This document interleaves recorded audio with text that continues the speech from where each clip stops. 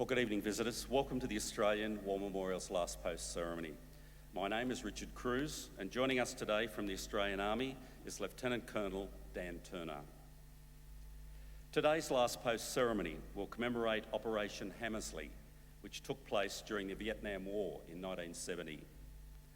Operation Hammersley began on the 10th of February 1970 as a routine security operation to protect operations by 17 Construction Squadron Royal Australian Engineers at a quarry on the western side of Long High Hills. C Company, RAR, a mortar section from the Battalion's Support Company, a troop of M113A1 armoured personnel carriers from 3 Cavalry Regiment, a troop of Centurion tanks from 1 armoured regiment, and 2 splinter teams from 1 Field Squadron Royal Australian Engineers were deployed to the western side of the Long High Hills. Australian intelligence had registered the presence of the Viet Cong's D445 battalion in the area, but this information had not been passed on to 8 RAR. The first major clash took place on the 15th of February when an Australian platoon ambushed a large enemy formation, inflicting heavy casualties. Soon afterwards, the bulk of 8 RAR was committed to the operation.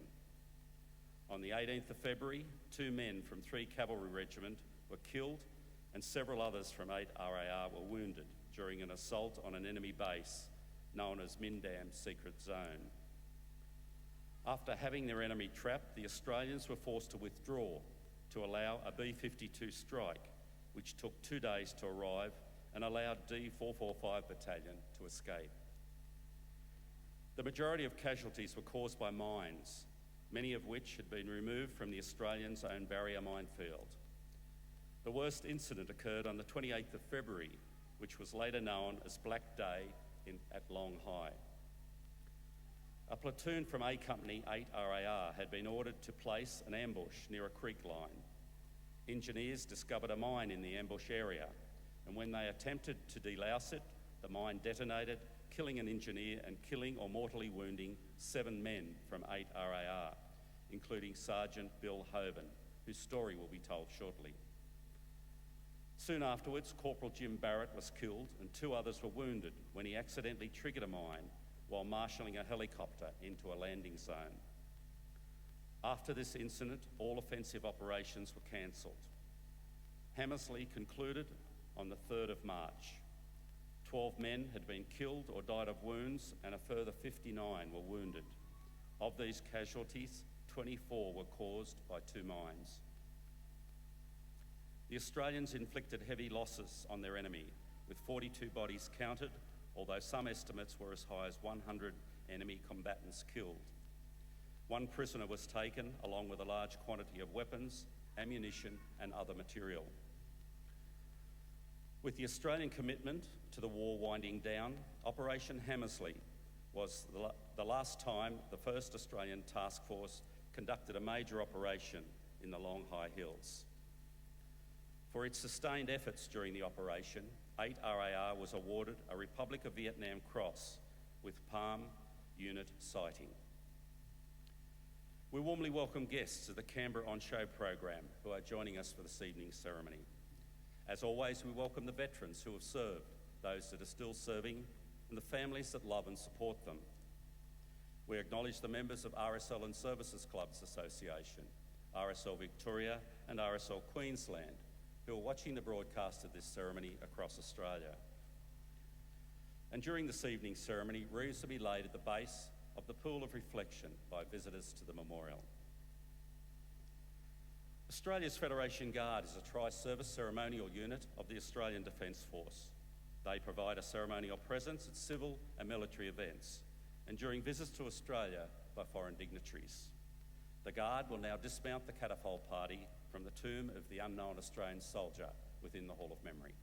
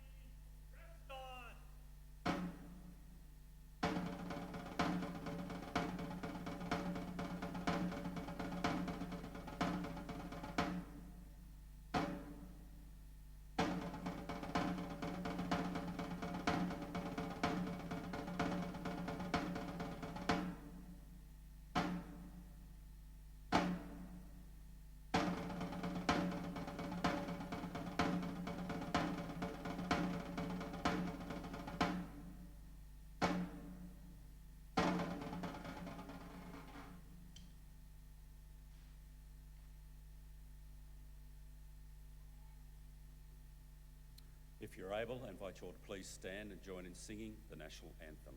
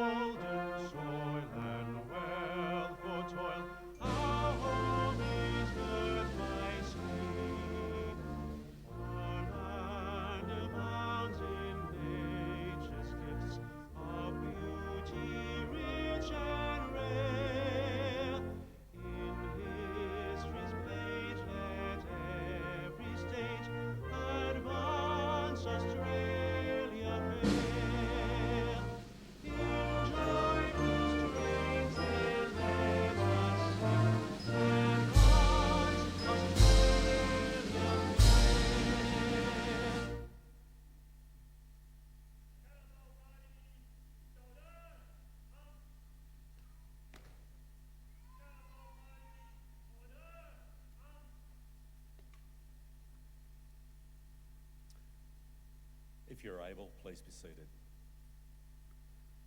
The Australian War Memorial was the vision of Charles Bean, Australia's First World War official historian. Bean landed with the Australian troops on Gallipoli and stayed with them at the front through to the end of the war. The idea of this national memorial and museum came to him at Pozières, France, in the depths of the bloody fighting, 1916. Bean's idea was that this would be a place where families and friends could mourn their loved ones buried in faraway places. It would also be a place that could help all Australians understand what these men and women had endured and what they had done for us. Bean's vision, to which we remain true, is best expressed as inscribed in the entrance to the memorial's galleries. Here is their spirit in the heart of the land they loved, and here we guard the record which they themselves made. Tonight we'll read the story behind just one of those on the Roll of Honour, which lists the names of more than 102,000 men and women who have given their lives for us in war and on operations for more than a century. But first we present a lament, Flowers of the Forest. Wreaths and floral tributes will now be laid at the base of the Pool of Reflection.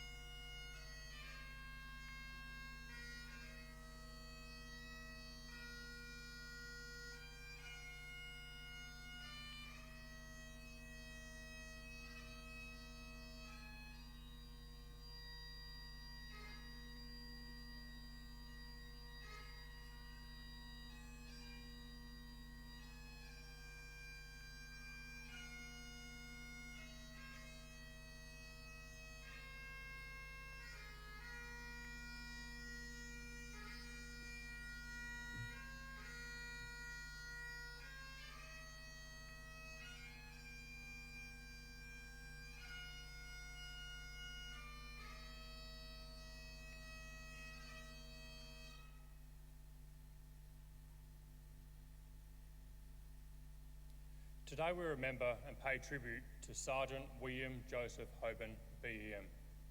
William Bill Hoban was born on the 19th of January 1931 in Melbourne, Victoria. Bill's mother, Elsie, appears to have raised a son alone. Bill grew up around South Yarra and completed 8th grade at school before leaving to join the workforce. Outside of school and work, Bill enjoyed cycling, swimming and football as some of his pastimes. On the 28th of January 1955, Bill Hoban, aged 24, attended the Australian Army's recruiting office at De Grave Street in Melbourne, where he joined the Army for a period of 3 years. After his initial training, he was posted as a reinforcement to the 1st Battalion Royal Australian Regiment, which was based in Korea. He arrived in Korea on the 4th of January 1956 and remained in Korea for only a short period of time as 1RAR completed its deployment in late March and returned to Australia. On return to Australia, 1RAR was based at Inogra in Queensland. During his off-duty time, Hoban met a lady by the name of Yvonne and they began a relationship. They were married on the 31st of August 1957. When Hoban's 3-year service commitment expired in January 1958, he took his discharge and went to work as a metalwork machinist for a company at Wollongabba. The Hobans welcomed their first child, daughter Kerry Ann, in late March 1959. Wanting to provide a secure future for his family, Bill Hoban re-enlisted in the Army on the 18th of October 1959, signing up for 6 years. He returned to Kapooka for basic training, then to Singleton, where he re-qualified as a rifleman. In January 1960, he was posted to the 3rd Battalion Royal Australian Regiment, which was then based in Inogra Barracks near Brisbane. In July, the Hoban family bought a house in the Brisbane suburb of Salisbury, and 2 months later, the family welcomed a second daughter, Wendy Lee. Hoban quickly settled back into life as an infantryman, and his leadership and drive were recognised only days prior to Wendy's birth, when he was promoted to Lance Corporal. Over the next 2 years, Hoban went on a number of different educational, military skill and leadership courses, which saw him promoted to temporary corporal in May 1961. He qualified as a mortarman in June 1962, which saw him transferred to the 3RAR's mortar platoon. In September that year, Hoban's commanding officer rated him as a first-class NCO who had set an excellent example in conduct, efficiency, zeal and leadership. He was substantively promoted to corporal in December. In July 1963, 3RAR deployed to Malaya for 2 years. At this time, families were able to deploy with their husbands, and soon after arriving in Terendak, Hoban's family joined him. Hoban's time in Malaya was short-lived after he contracted a tropical illness and was medically evacuated to Australia in January 1964. He was sent to the repatriation hospital at Caulfield in Victoria, where he remained until June. With his family back in Brisbane, he requested and was granted a transfer to the hospital near home. He returned to duty by late February 1965, and in March he was posted as an instructor to the 2nd Recruit Training Battalion at Puckapunyal, where his efficiency and conduct continued to be rated above average. In October, he signed on for a further 6 years of service. Hoban was then posted to the 3rd National Service Training Battalion at Singleton in December 1965 and promoted to acting sergeant. In February 1966, Hoban went missing absent without leave for 2 days. It was one of the few times in his career where he was charged with any form of misconduct. Hoban had been living separately for his family since becoming an instructor. His wife and daughters had only seen him on brief periods of leave, and relations had become strained. In July 1966, he applied for a transfer to an infantry battalion. His application was granted, and in October, he was posted to the 8th Battalion Royal Australian Regiment, which was recently been raised in Inogra. Hoban was posted to 8RAR's support company, where he, acting as platoon commander, raised and moulded the anti-tank platoon. The platoon was tasked with becoming a track platoon, working with Labrador dogs. According to Hoban's citation for the British Empire Medal, His platoon quickly established a reputation for reliability and initiative well above the average. The rest of the citation was glowing in its praise for Hoban and his leadership of his platoon. He was awarded the British Empire Medal in the Queen's Birthday Honours in June 1968. 8 RAR deployed to Malaya in September 1967, and once again, Hoban's family joined him at Tarandak. Life was busy as the battalion conducted numerous training operations in preparation for a deployment to Vietnam. Hoban was promoted to sergeant in February 1968 and soon after began working on courses for promotion to warrant officer. The battalion returned to Australia in April 1969 and over the next 6 months spent a great deal of time training and preparing for a deployment to Vietnam. Hoban was part of the advance party that flew out of Brisbane for Saigon on the 18th of November, arriving in Saigon the same day. By the middle of the afternoon, the advance party had reached Nui Dat. The main body of 8 RAR arrived at the end of the month and operations began soon after. In February, 8 RAR was involved in Operation Hammersley, the objective of which was the location and destruction of a large bunker system in the Min Dam secret zone in the Long High Hills. The operation was successful, and on the morning of the 20th of February, Alpha Company 8 RAR was deployed to the eastern edge of the hills to ambush enemy attempting to escape in that direction. The area was known to be seeded with the M16 jumping jack mines, lifted by the Viet Cong by the Australian-built minefield and redeployed against the Australians. The ambush patrols were ordered to exercise extreme caution.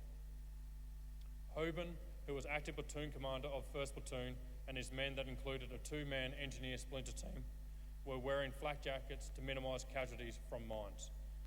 The going was slow, with the engineers needing frequent breaks.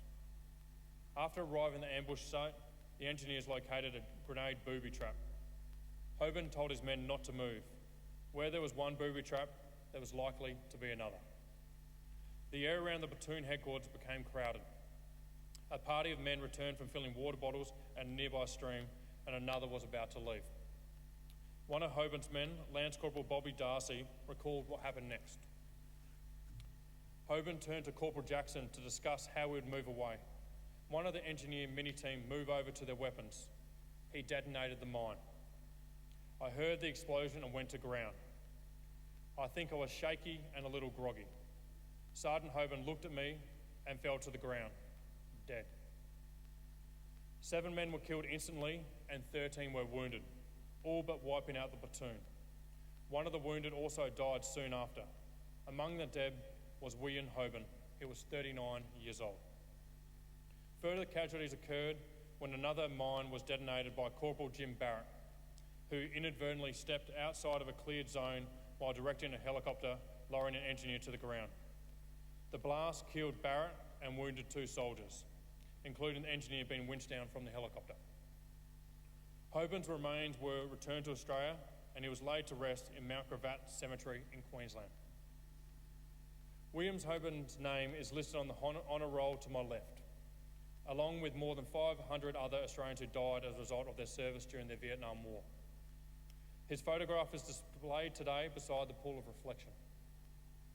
This is but one of the many stories of service and sacrifice told here at the Australian War Memorial. We now remember Sergeant William Joseph Hoban, BEM, who gave his life for us, for our freedoms, and in the hope of a better world.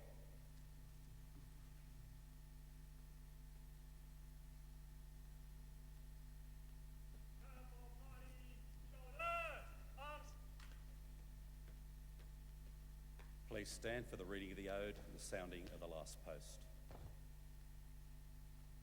They shall grow not old, as we that are left grow old. Age shall not weary them, nor the years condemn. At the going down of the sun and in the morning, we will remember them. We will remember them.